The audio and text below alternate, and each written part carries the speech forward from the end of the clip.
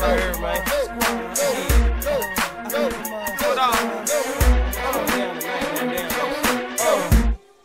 Errol Spence Terence Crawford rematch set for December the 30th. What does Errol have to do to get the W? What's good, everybody? It's your boy, Cardinal Red Spots. Let's talk about it. Alright, y'all. So, the rematch is set for December 30th. And I'm not sure if it's going to be for the undisputed status, but if it is for the undisputed status, that's going to make it even more interesting.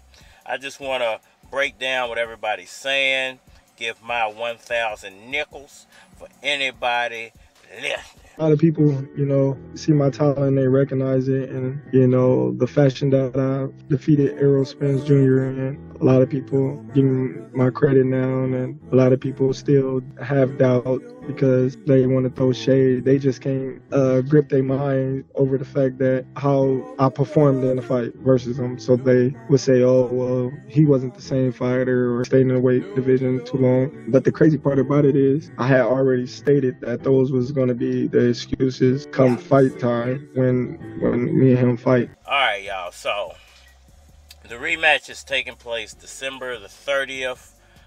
This is what I'm hearing through reports. I'm not sure if that's the official fight date yet, but reportedly it's going to go down on December the 30th. Now, what does Errol Spence actually have to do to pull a victory in the rematch?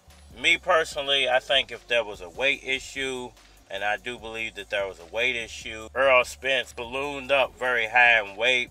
Terence Crawford, I think, knew this, and he kind of agreed to the fight knowing that Errol Spence would have trouble making weight. Do y'all believe now? Must be the money. So, in the rematch, I don't think there's going to be that issue. In the rematch, I think that Errol Spence is probably already half of what he was, before the original fight. So, if he was around 185, 190 pounds, for the original fight, he's probably somewhere around 160 pounds right now, 165 pounds, maybe even less than that. There was an interview that came out, and I do believe that he said that he was somewhere around 160.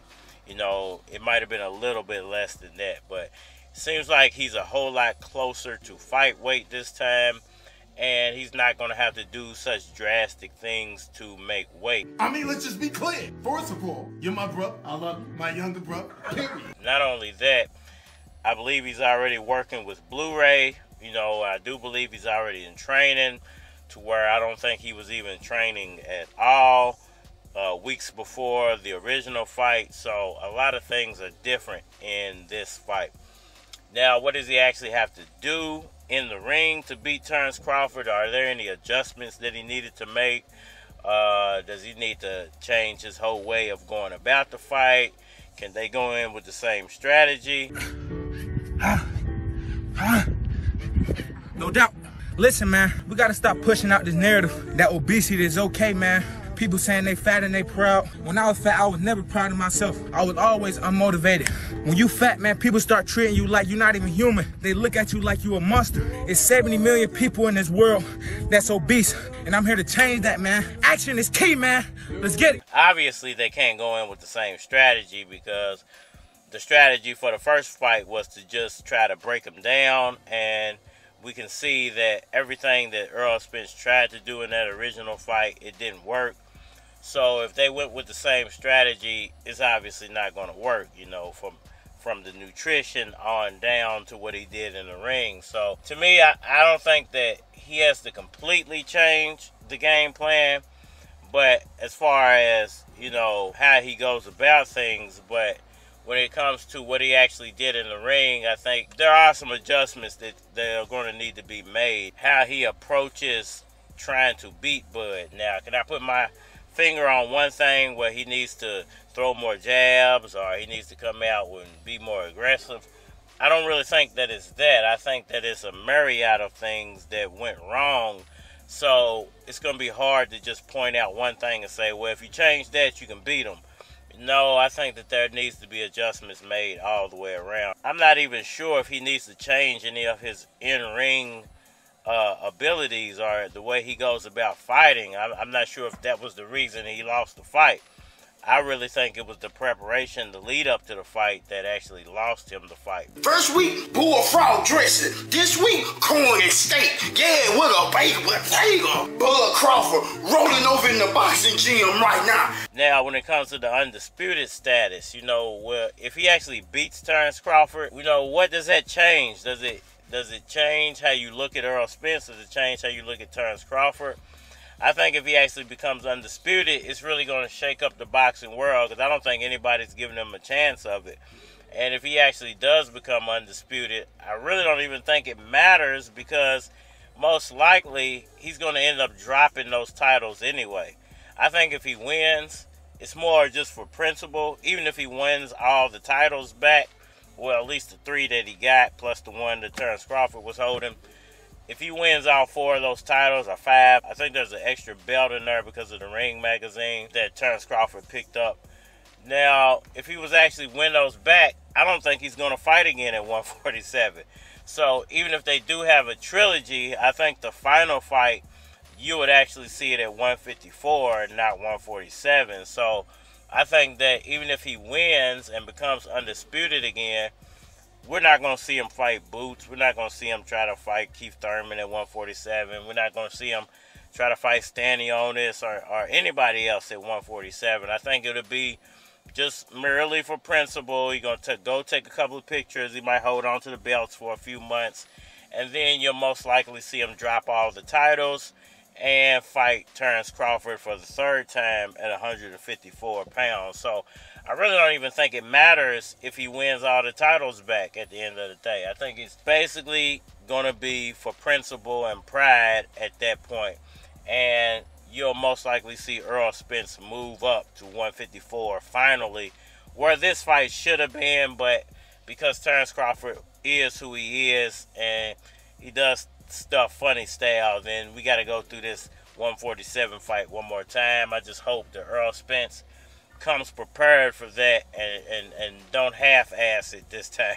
I 100% believe that if it wasn't for me, myself, and Errol Spence talking on the phone and really wanting to be great and have a big legacy fight for each other, then the fight would have never came to fruition.